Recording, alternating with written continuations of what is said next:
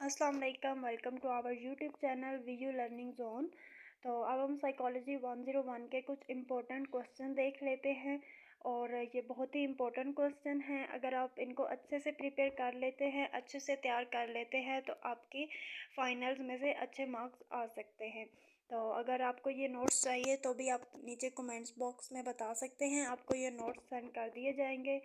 और मैं आपको सिर्फ बेसिक कॉन्सेप्ट बताती जाऊंगी। अगर इसको एक्सप्लेन करती रहूँगी तो ये बहुत लंबी वीडियो बन जाएगी, इसलिए मैं आपको बेसिक जो है कॉन्सेप्ट वो मैं आपको बताने की कोशिश करूँगी। तो स्टार्ट करते हैं। वीडियो स्टार्ट करने से पहले अगर आपने अभी तक हमारा चैनल सब्सक्राइब नहीं किया वीयू लर्निंग जोन, तो चैनल को सब्सक्राइब कर दें और साथ में बेल आइकन को प्रेस कर दें ताकि नए आने वाली अपडेट्स आपको मिलती रहे। तो वीडियो स्टार्ट करते हैं।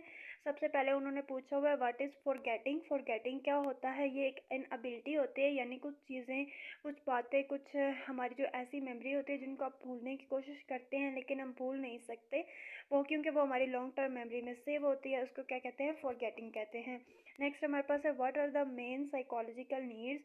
के मेन साइकोलॉजिकल नीड्स कौन सी हैं? तो वो हमारे पास है achievement, curiosity, need for appraisal, need for affiliation, need for power, work as motive.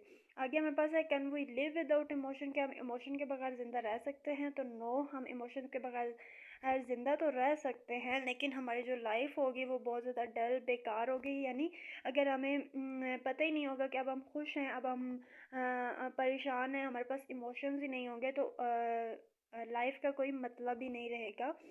Emotions जो हैं वो बहुत ज़्यादा अहम किरदार अदा करते हैं हमारी रोज़मर्रा की ज़िंदगी में। नेक्स्ट हमारे पास है do psychological changes occur during emotion.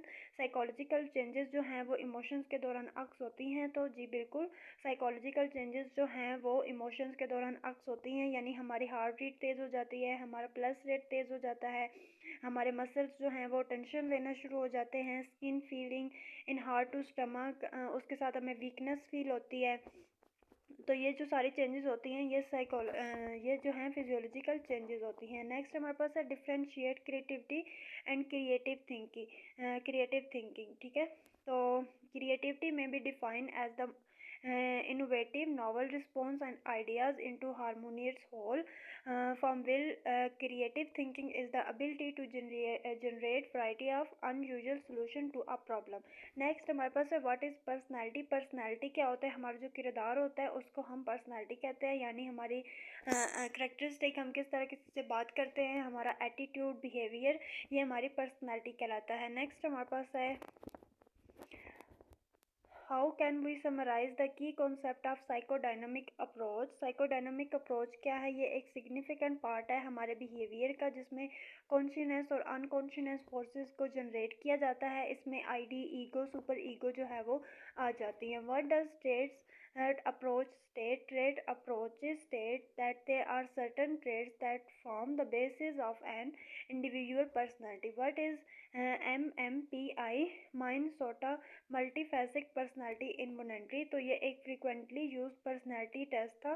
Start में इसको आइडेंटिफाई किया जाता था लोगों की जो स्पेसिफिक साइकोलॉजिकल डिफ़िकल्टीज होती थी उनको आइडेंटिफाई करने के लिए, लेकिन अभी जो है ये प्रेडिक्ट करता है हमारे बिहेवियर, दूसरे लोगों के बिहेवियर को भी। What is intelligence? इंटेलिजेंस क्या होती है? अकॉर्डिंग टू फील्डमैन, इंटेलिजेंस जो है ये कैपेसिटी है समझने की, सोचने की, यानी जो हमारी जहानत है इसको हम क्या कहते हैं? इंटेलिजेंस कहते हैं। How we can define moral intelligence. हम मॉरल इंटेलिजेंस को कैसे डिफाइन कर सकते हैं? तो जो मॉरल इंटेलिजेंस होती है ये एबिलिटी होती है जो हमें फ़र्क बताती है सही और गलत के दरमियान। What is social intelligence? तो ये एक एबिलिटी होती है जो हमें बताती है कि कैसे हमने लोगों के साथ डील करना है। सोशल इंटेलिजेंस यानी जो हमारा सोशल बिहेवियर होता है, हम सोशली लोगों के साथ कैसे मिलते हैं, इसको हम सोशल इंटेलिजेंस कहते हैं। आगे हमारे पास है define the intervention used in different perspective. तो psycho analysis, free association, dream analysis, behavioristic approach to treatment, ये सारे जो है ये आप रीड कर लीजिएगा। What is social influence? Social influence क्या है? ये एक प्रोसेस है जिसके ज़रिए behavior is affected by the action of another individual individual और a group. What is stereotype? Stereotype क्या होती है? ये एक काइंड है, ये एक किस्म है स्कीमा की, जिसके अंदर जो है expectation about members of a group held simply on the basis of their membership in that group. It can be both positive और नेगेटिव। ठीक है। What is industrial organisational psychology? Industrial organisational psychology क्या होती है? ये branch है psychology की जो मतलब इन्वेस्टिगेशन के लिए वर्क प्लेस पे यूज़ होती है। नेक्स्ट हमारे पास है how sports psychology can be defined. Sports psychology जो होती है वो हेल्प करती है, ये भी साइकोलॉजी की ब्रांच होती है। मतलब जो खिलाड़ी होते हैं, जो क्रिकेटर होते हैं या फुटबॉल के जो प्लेयर होते हैं, उन वहाँ पे ये साइकोलॉजिस्ट जो हैं वो काम करते हैं। What is forensic psychology? Forensic psychology ये भी साइकोलॉजी की ब्रांच है और ये कानून मतलब लॉ वगैरह में इस्तेमाल होती है। मुजरिमों से सच झूठ का पता करवाने के लिए ये यूज़ होती है। What role does psychologist play in legal system? ठीक है, तो इसमें भी क्रिमिनल साइकोलॉजी आ जाती है। ये भी मतलब जो मुजरिम होते हैं उनसे ये सच झूठ के बारे में कुछ इन्वेस्टिगेशन वगैरह करते हैं ये।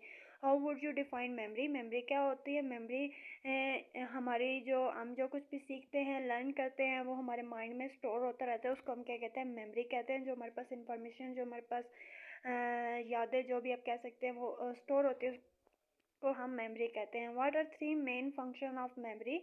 इनकोडिंग, स्टोरेज और रिट्राइवल। ठीक है, ये तीन हमारे पास हैं मेन फंक्शन है मेमोरी के। नेक्स्ट हमारे पास है how memory storage system memory store house can be categorise. Sensory memory, short term memory और long term memory. What does elaborative rehearsal mean?